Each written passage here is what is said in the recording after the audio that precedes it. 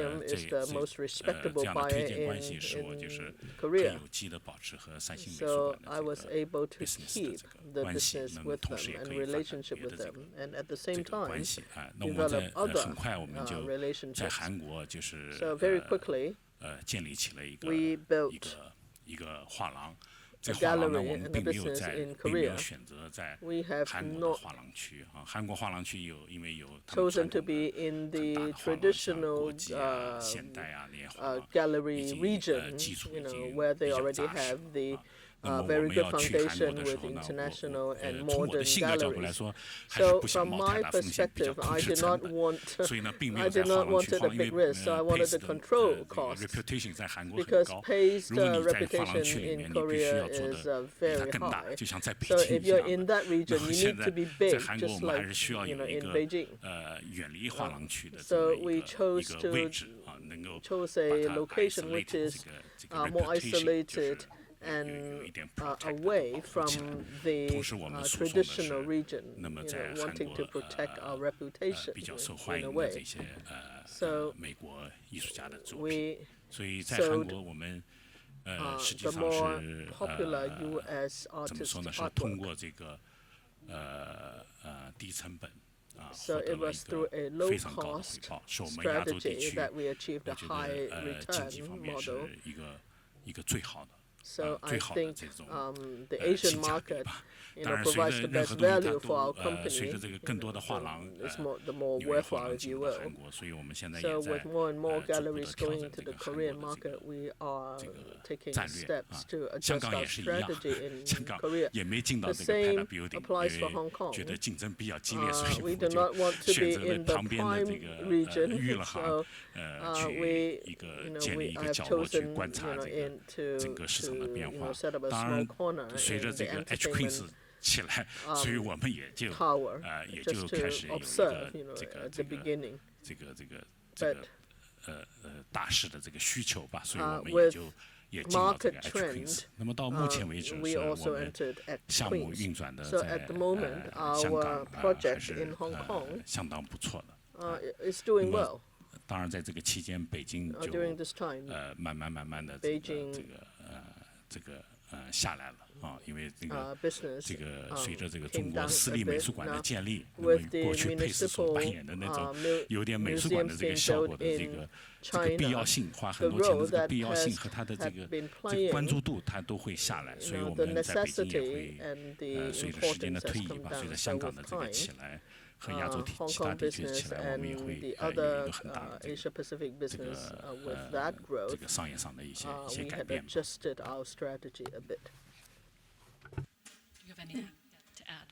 对我想因为王老师他说他就是他说他没有吃过馒头，因为我说他的状况跟我不一样，所以我想可能画廊的这个状况其实你说画廊有什么形态，或者它是不是有一个统一的方式，我觉得这个没有可能，就是说它就跟机缘有关系，就是你这样开始了，你可能就这样开始了，你就这样走下去。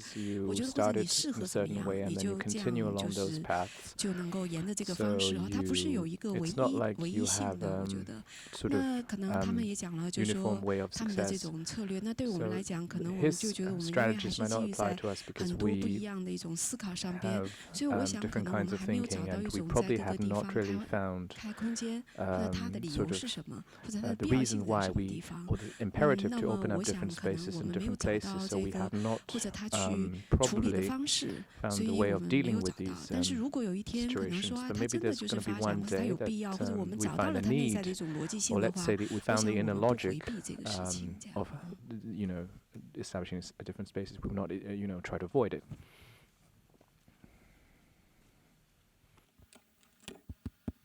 So for us, for now, Delhi is such a huge market where we are based that I don't think the gallery has been able to potentially tap in the kind of collector base that we could build there. So I think it'll take some time for us to even think of any plan to move out of the city. India is a large country and it has different pockets and different markets. There was conversation about moving the gallery to some tier 2 cities, but I think as of now, it's better that one does more of collaborative exhibitions, because there are other galleries or spaces within the country itself and travel exhibitions around there and out of the country. And in India, there have just been 2 galleries which have had multiple locations. One was Bodhi, which shut down in about 2008, 2009, which was in Singapore, New York, Delhi, Bombay. And for now, there's Delhi Art Gallery, which is present in 3 to 4 locations, I think. So yeah, so for us, Delhi is best. So Claire, I want to know what it means to galleries when markets shift from one established location to other high-income countries or regions? Should they simply follow the money when their home market, their domestic market is plateauing or falling? Do you think gallery owners are increasingly considering moving their operations to major business centers or where there's a huge population of wealth? Or are they considering to abandon the physical space altogether and only operate digitally or through art fairs? Thanks. I think it's down to affordability. I mean, it's not an option for a lot of galleries to open multiple locations. And there's a lot of different strategies. I mean, I was listening to Emmanuel Perrotin talk about his move into Hong Kong, and he said he very much wanted to bring his program here, whereas other people have moved to a region and done a program that they think suits the culture of the area. So there's a lot of different approaches for different galleries, but I think it's a lot of the galleries from the UK and the US that I'm talking to have described some of their existing collector base as being kind of literally maxed out from a kind of a frenzy of very high-end buying for the last large number of years, and they are now looking to find kind of untapped regions, and this is a kind of a survival mechanism, and they're doing that through fairs that offer global outreach that actually do get them access to collectors, like the larger fairs, or trying kind of smaller fairs again. But one thing that I'm sorry, it's not in direct relation to this. I just did want to point out also with the sales that I report, it's aggregate sales in different segments. So I'm not saying at all that small galleries are not necessarily profitable, and there is some very profitable smaller galleries. So sales doesn't equate to profitability. And some of the struggles in profitability last year were in the very large galleries. I think this kind of is kind of reflecting what you were saying. Is that it's down to the individual gallery itself. Although there was more kind of losers in terms of sales in the lower end than gainers overall. Some small galleries are being very flexible. They're using kind of social media and different technologies very well, and they're kind of cutting costs and kind of responding very well to the challenges. But it's just with all of the growth in the higher end, it's really difficult, and I think it's particularly without access to any kind of financing, external financing, unless they have personal or other ways to access financing, it becomes very, very difficult to survive. So, but I think it's not, I never meant to say in any way that there isn't some very kind of clever use of business models in the smaller galleries segment. But also the findings I was showing about how reliant they were on certain artists, that came kind of by accident, that finding. We were looking at the thing of cross-subsidization, how many galleries support artists at a range. There's a tendency to say small galleries support emerging artists, big galleries only have very well-established artists, and that's not true, because the big galleries actually have emerging artists as well, and there's a lot of cross-subsidization at all levels. So it's kind of, it's a funny way. I classify them for the report because it's a kind of a macroeconomic description of the art market. There's a lot of the kind of the nuances underneath that need to be understood as well. So just to clarify my figures slightly. So. Thanks. Your report also points out that art fair sales increased in 2018. And I want to know if this is a function of changing buying habits or just the growth of art fairs in general. I think there's more consolidation in art fair sales, and I think that a lot of that growth has been tied to also the larger galleries doing extra well at certain art fairs as well. And it's difficult to define an art fair sale, and I was just thinking about this for subsequent surveys. We need to kind of maybe hone it down a little bit more and report more about how a gallery defines a sale, because a lot of sales don't take place at the fair itself. I mean, a lot of galleries are saying to me that people buy from the preview that they send them without even attending the fair, and then there's the art fair sales that are made as a result of the fair, and I think these are all kind of sometimes put into the sales at fairs, but they're certainly a very dominant part of the gallery model, and everybody's looking for an alternative and an innovation, but there doesn't seem to be one at the minute. For the gallerists, I want to know how you decide which fairs you want to participate in. How do you make that decision? Because there's so many, right?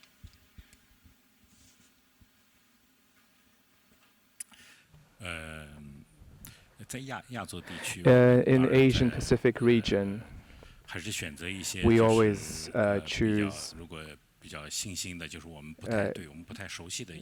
for the unfamiliar market, emerging market fairs. We also would like to try those fairs. For example, we go to Taiwan, we go to Korea. In the past, didn't have a specific, quite international, high caliber, fairs.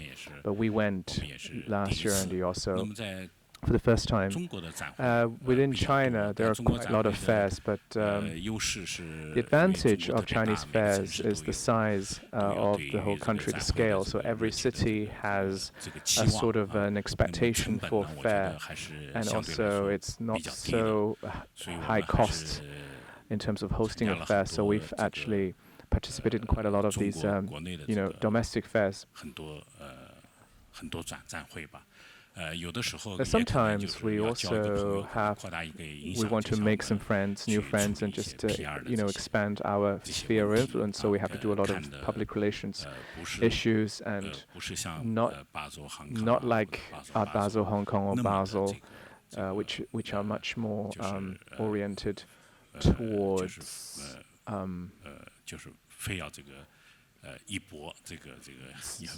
for sort of a sales pitch. There is sort of a sense of winning or losing at these bigger, more high caliber fairs. I think in China it's more of a sort of a flexible, tactile sort of a kind of an interface between market and collectors. That's what the Chinese fair is about. So that's something that kind of influenced that decision when it comes to where we want to go.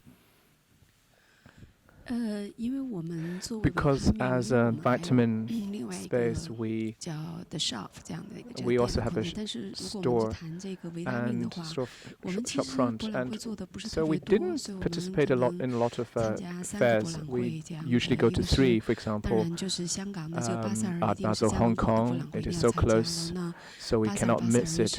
And also Art Basel in Basel, it's kind of a European show, so we always go.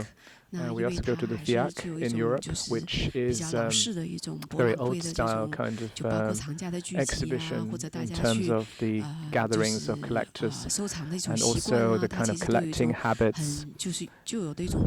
And there is a sort of a traditional context to that trade fair. So we take into account the location and also the institutional structure, sort of make sure we have a mutually complementary fairs to attend. So we try to do, there are usually a number of festivals and fairs that happen in the country itself, which I was talking about. They're trying to promote art in tier 2 cities and other cosmopolitan cities. So we've tried to do that also to support Indian art in a way. And outside, it's mostly in Asia that we've done the fairs. We did Korea, we did Art Guangzhou and Dubai, Middle East, and so initially the idea was to try to tap into the Indian collector base of that region, so that's how we decided to participate in some of them. And after participation, we realized that we sold mostly to either the locals or to Europeans and Americans visiting, so that kind of strategy didn't, really work. So it's just been that. Adrian, you've been waiting so patiently for your question, but I want to know about UBS's clients' expectations for art fairs today. Are they increasingly popular? Are your clients visiting galleries, actual galleries themselves, or are they primarily visiting art fairs?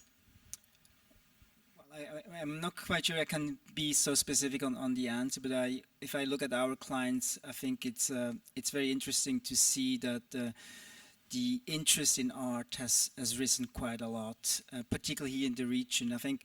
And it's also, so the whole art market and what Clare basically has put in the art report, it's a very nice reflection of what's going on in the economy. It's a reflection on how wealth is actually starting to shift to different areas, and I think that's what we can see. So So the region here becomes much more popular, and people, particularly the second generation millennials, are becoming much more interested in art. So we always have this saying that the first generation builds the wealth, the second looked after it, and the third spends it. But if you have a first generation that is still trying to build the wealth, the art part is probably less in focus. And now we see a lot of shift that is going to millennials. On the global study, we say it's around 24 trillion actually that are already with millennials. And we can see, if you look at numbers, for example, in Singapore, that was one of the study, we also saw that people that spent more than 1 million on one good of art was actually 64% in Singapore came out of the millennials. So we can see that this shift of wealth to the younger generation comes also along that these probably are not more involved anymore in their own businesses, and they become much more interested in art. And I think that's what we can see as a reflection also in the region. So art fairs, I just spoke to one of my colleagues. Obviously our UBS VIP's tickets already have a black market price, what I heard. So it becomes very, very popular in the region, and people are spending more on these goods. I want to shift the conversation a little bit.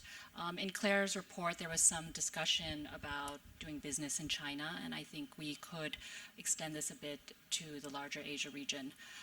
The report talked about Western galleries doing business in China and finding major challenges in either slow payment or non-payment. And I have heard independently Western galleries complaining to me about collectors in Asia, even here at Art Basel Hong Kong, asking for big discounts. And of course, they also talk about buyers in Asia having no loyalty. And loyalty, I mean where collectors value developing relationships, long-term relationships, friendships even, building a coherent collection, building trust, sharing knowledge over many, many years. And many galleries have said to me that they're upset because Asian buyers don't buy an art, they'll buy an artwork at any gallery that has the best work and probably the best price or the best discount. And they're not necessarily buying at the same 4 or 5 galleries year after year. So how do you explain this? Is this new wealth behavior, nouveau riche behavior, or is this more pragmatic consumption? What about you as a domestic gallery, a local gallery in Asia? How are you coping with these kind of expectations by Asian buyers? Or is this just the new normal? You don't even notice it because you don't notice these kinds of demands or expectations.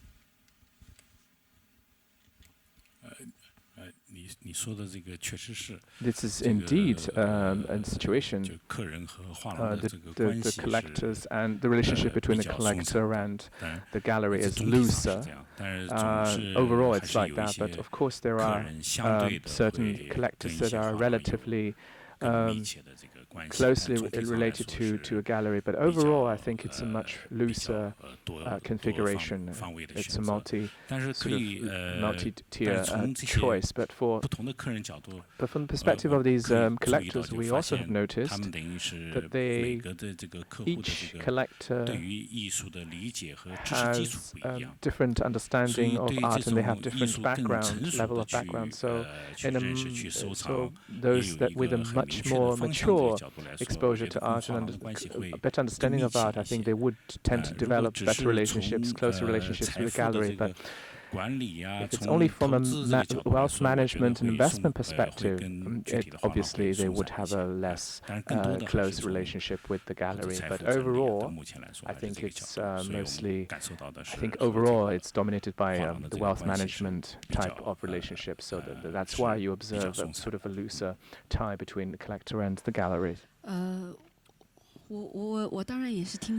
also heard about what you have just said. I think it's probably kind of a developing market, typical of this developing market. So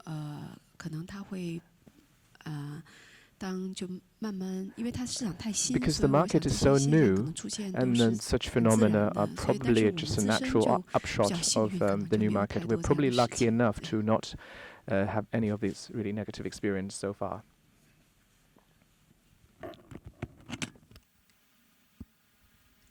Yeah, so this kind of a phenomenon of bargaining or cancellation of works, it does happen, especially during art fairs when you come back and you don't hear from the client, you know, or, yeah, and I wouldn't say Asian because I think it's a phenomenon all over. And the differences between collectors, investors, and buyers. So who exactly are you selling to? And sometimes you don't know because it's a first-time sale. And like you mentioned, you know, it's about wealth, and if it's just for investing, they really don't care to build up a relationship with the gallery because it's just about let's go and acquire not necessarily the best work, the cheapest work, biggest size, you know, all of that. So they have different criteria while buying.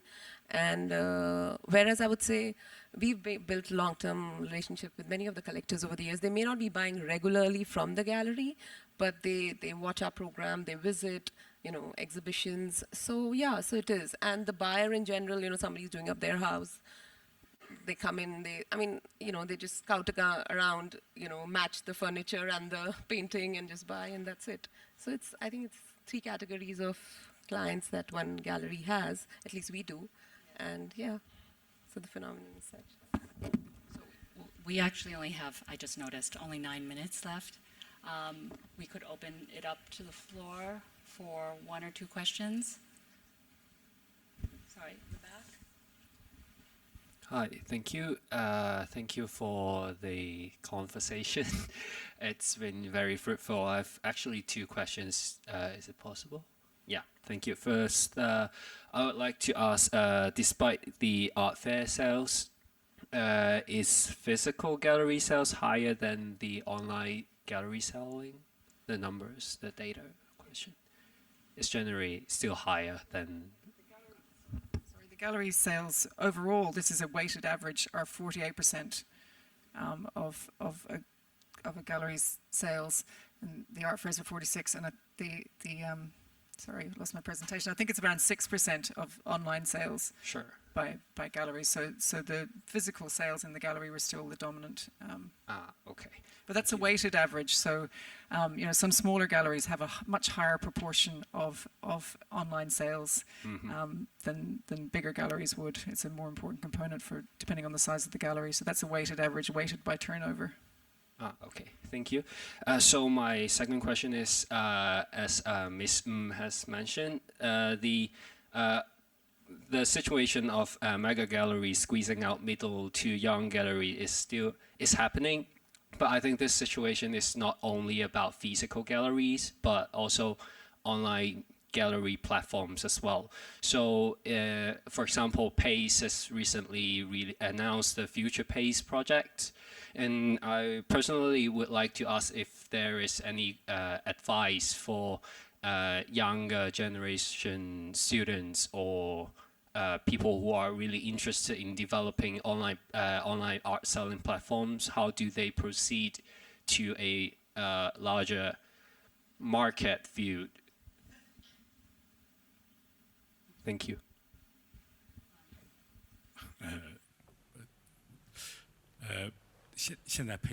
I think right now Pace has not really entered into online platform or sales, but we do have a communication channel online and public relations through our internet platforms do have a lot of help. But I think quite a lot of sales, we just put the pictures there and we actually conduct sales that way, especially during art fairs. I think pre-sale is becoming critically important, ever more so than before. So before you even open the show, you will make the sale. It's not just the people come and visit your booth and actually reserve and rate and then make their own judgment. Actually, they kind of waste a lot of sort of they miss a lot of business if they do that. So the pre-sale, one of the chief characteristics is that you won't see the original works, but you make your buying decision based on the representations you see online. So the pre-sale itself, of course, you will have hotter and less hot works. So you want to stimulate that sort of sales on the market. You need to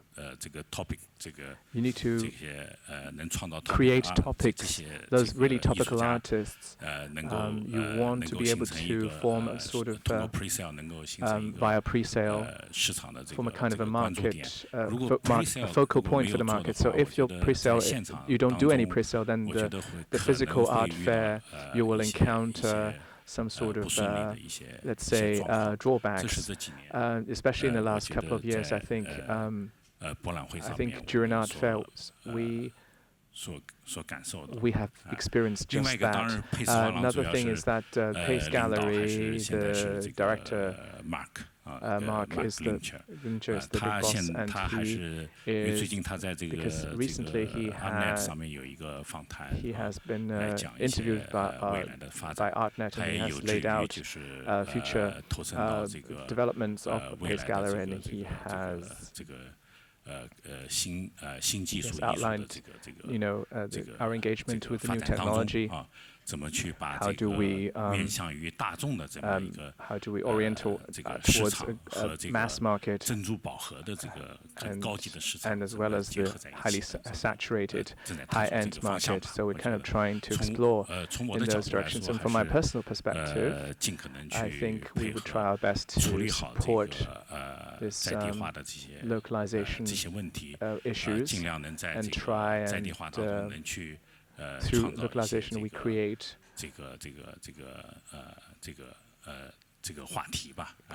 more issues, topics to keep our relevance and competitiveness.